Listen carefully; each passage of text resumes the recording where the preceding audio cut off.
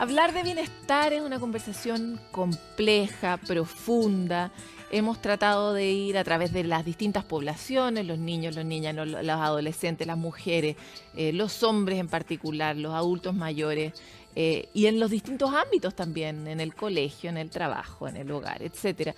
Pero no hemos hablado de esos casos en que se superponen algunas de las poblaciones que ya hemos tratado, como por ejemplo el de los profesores, que son al mismo tiempo padres, que son al mismo tiempo hijos probablemente de un adulto mayor, o son ellos mismos adultos mayores, que son mujeres, y que han sido sometidos, y eso quedó en total evidencia durante la pandemia, a un nivel de estrés, de exigencia, de sobrecarga, de urgencia por sobreadaptarse a un escenario que jamás nadie imaginó, enorme. ¿Cómo podemos equilibrar los elementos de su vida? ¿Qué herramientas podrían tener los profesores en lo cotidiano para vivir esta transición? Yo digo, ojalá estemos viviendo una transición del mundo que teníamos antes al que estamos viviendo ahora. Bueno, para hablar sobre este tema y más es que hoy día tenemos invitada a Ana María Arón, profesora titular de la Escuela de Psicología de la Universidad Católica y directora del Centro de Buen Trato UC. Muchas gracias por estar aquí. Gracias por la invitación. Justo antes de empezar esta entrevista hablábamos de eso, de cuando una persona reúne en sí misma distintos estresores por distintas fuentes. En este caso, los profesores han sufrido tanto durante este periodo y todavía queremos que nos den más y que lo hagan rápido, que lo hagan a tiempo, porque sin trabajar con los profesores tampoco podemos trabajar con los niños ni con los entornos escolares. ¿Cómo ves tú ese proceso, Ana María? En primer lugar, Paloma, yo creo que tendríamos que hacer un reconocimiento a los profesores cuando empezamos a hablar de este tema. La verdad es que todos lo pasamos mal durante la pandemia, pero los profesores lo pasaron mucho más mal, porque tuvieron, tú lo dijiste súper bien, que enfrentar este desafío, primero de cambiarse de sistema educacional, de empezar a trabajar con un medio que no conocían sin ninguna preparación y además con tan poco reconocimiento por parte del público, ¿no? De los apoderados, de la gente de la calle. Entonces, creo que el bienestar de los profesores es el punto de partida para asegurar una buena educación. Claro, y a esa tormenta perfecta que tú acabas de escribir, agreguémosle que fue tal el impacto que tuvo en todos nosotros la pandemia, que sus propias poblaciones se transformaron y se volvieron aún más complejas. O sea, hoy día los profesores están teniendo que lidiar con niveles inusuales de violencia en la sala y con muchas herencias que vienen también desde las mismas casas, ¿no? Imagínate lo que significa mantener la atención de un grupo de 30 o 40 niños o niñas, ¿ya? Pensemos lo que es tener en la casa 2 o 3 adolescentes.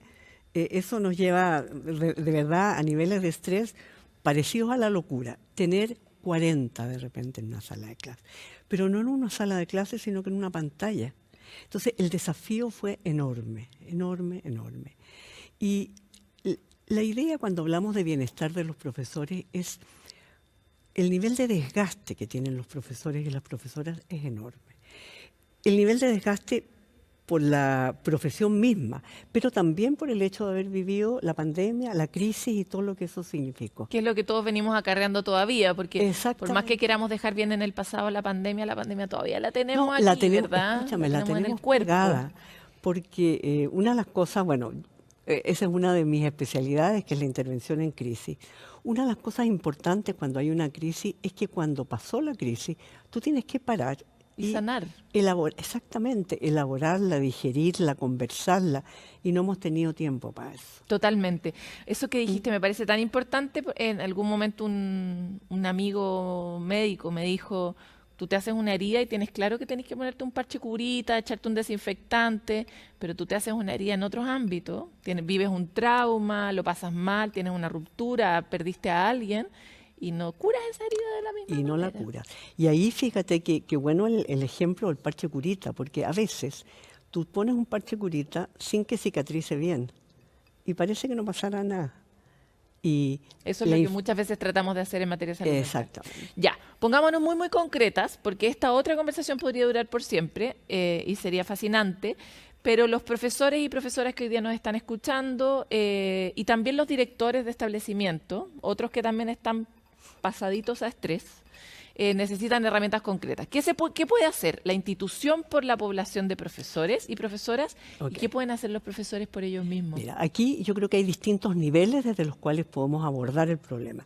Uno es el personal, o sea, ¿qué puede hacer cada uno por sí mismo? Otro es qué puede hacer la institución. Y otro es un cambio más cultural y un cambio en el sistema Ya, tratemos de educacional. hablar de los tres. Parte por Tratemos de donde hablar, quieras. tratemos de hablar de los tres. El principal, que es el cambio en el sistema, fuera de muchos cambios, es transformarse en un sistema que cuide a sus profesores y a sus profesoras. ¿Ok? Pero vámonos a lo más personal. En situaciones de crisis lo que pasa, y esto tú lo has hablado con muchos entrevistados aquí, es que el cuerpo, o sea, tu biología, interpreta que estamos en peligro y se prepara para pelear o para arrancarse o para desconectarse si es muy fuerte. Es decir, se activan los sistemas de estrés. Y la consecuencia de la activación de los sistemas de estrés es que tú te enfermas, se deprime el sistema inmunológico, te enfermas más, te duele la cabeza, el cuerpo, el tracto intestinal, todo. Te pones más irritable, duermes mal, etc. Pero la gracia sería cómo podemos activar nuestros sistemas de calma. Y aquí, curiosamente, la activación de los sistemas de calma tiene mucho que ver con los hábitos de vida saludable. Conversábamos hace un rato que aquí se trata de un cambio de paradigma, ¿no? Si tenemos problemas de salud mental, no se trata de tener más psicólogo y más psiquiatra. A lo mejor sería bueno, no sé, no estoy tan segura. Pero tenemos que preguntarnos, ¿pero por qué la gente se está enfermando? Porque tenemos hábitos de vida insalubres. Entonces, ¿cómo poder mejorar tu nivel de bienestar activando tus sistemas de calma? Estando con personas que quieres, el contacto físico que fue tan impresionante que durante la pandemia no lo podíamos tener, hacer cosas que te gusten. Y yo sé que si hay mamás jóvenes escuchando dirán, ¿a qué hora? ¿A qué hora hago cosas que Yo no soy una mamá joven, pero soy una mamá que también dice... Pero por lo menos media hora al día, o por lo menos pensar en lo que te gustaría hacer si tuvieras tiempo. Hay gente que ni siquiera tiene esa posibilidad. La vida al aire libre, el contacto con la naturaleza, todos esos son factores que te activan tus sistemas de calma. Y el más importante de todo, respirar. Aprender a respirar. Eso lo tenemos a la mano, no sabemos respirar. Yo siempre pienso en el colegio nos enseñan tantas cosas, nos enseñaron tantas cosas que no se nos olvidaron, pero que ya no sirven, ya cambiaron, ya están pasadas de moda. Qué ganas de poder enseñarle a los niños y a las niñas lo que no pueden encontrar en Internet, ¿ya? Hábitos de vida saludable, cómo alimentarte. La alimentación tiene una influencia enorme en tus niveles de bienestar. Nosotros los chilenos comemos pésimo, ¿ya? Los niveles de obesidad y los problemas gastrointestinales son enormes, no porque estemos enfermos, sino que porque no sabemos cómo sanarnos. Y sobre todo en el respirar está la meditación, que de eso hemos conversado tanto, pero yo creo que nunca suficiente. Nunca es suficiente porque igual las personas, y me incluyo, lo tienden a percibir o como algo difícil, porque es un hábito que conquistar. A uno le cuesta dejar de comer pan, no le va a costar empezar a meditar. Y también lo percibe como, sobre todo como, la palabra, como mindfulness, como algo que pertenece a una élite inalcanzable. Acá hemos insistido mucho en tratar de ponerle el nombre más corriente posible y entender que realmente se puede hacer en cualquier parte. Es respirar. Ahora, mientras más tarde uno aprende, más le cuesta. Sí, po. O sea, cada día más se está en los colegios, se está introduciendo la meditación en los niños y en las niñitas. En los preescolares les encanta. Ahora, hay gente que dice yo tendría que nacer de nuevo para meditar. No es cierto. Yo aprendí de vieja, ¿ya? Hay métodos maravillosos. Está el mindfulness, que es como ya la comercialización digamos, la de meditación. Pero hay aplicaciones facilísimas en el celular que partes con 3 minutos. Te ayudan a entrenarte. Y te ayudan a entrenarte. Y es impresionante. Sí, de hecho ahora más adelante vamos a entrevistar a una famosa y que se usa mucho, que vamos a compartir con todos ustedes para que estén al tanto.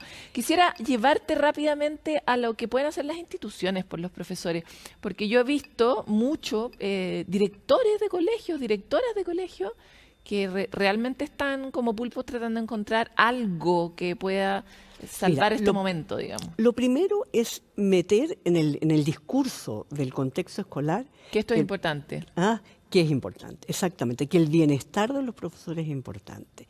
Que cuando los profesores se enferman, no es porque son flojos y quieren pedir licencia, sino que porque algo no está funcionando.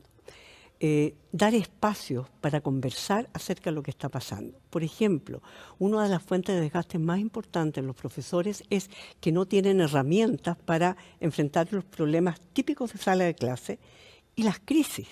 O sea, cuando hay una crisis, estoy pensando, cuando se muere alguien, cuando a un niñito se le muere a la mamá o el papá, cuando hay un terremoto, cualquier situación que te desequilibra el contexto, es súper importante tener protocolos para saber qué hacer y entender que no podemos seguir cascando como que no ha pasado nada. O sea, cuando hay una crisis hay que parar, hay que conversar, hay que dar espacios para conversar. Me queda súper poco tiempo, pero como tú trabajas en un centro que se preocupa del bienestar, ¿has percibido tú una mayor cantidad de requerimientos de instituciones y colegios en este sentido? Y por otro lado, ¿mayor voluntad de generar esos protocolos de los que hablas? Muchísimo, muchísimo. Ahora, ojalá también desde el ministerio se hiciera. ¿Te fijas? O sea, en el fondo, darle herramientas a los profesores, pero no puede quedar todo en manos de los profesores. Hablábamos recién de lo que es activar tus sistemas de calma. Eso es tuyo, personal.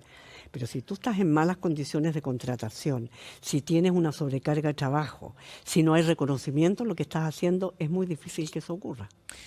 Chuta, como siempre nos queda grande el chaleco, pero vale la pena ir tejiendo aunque sea de a poquitito, ¿verdad?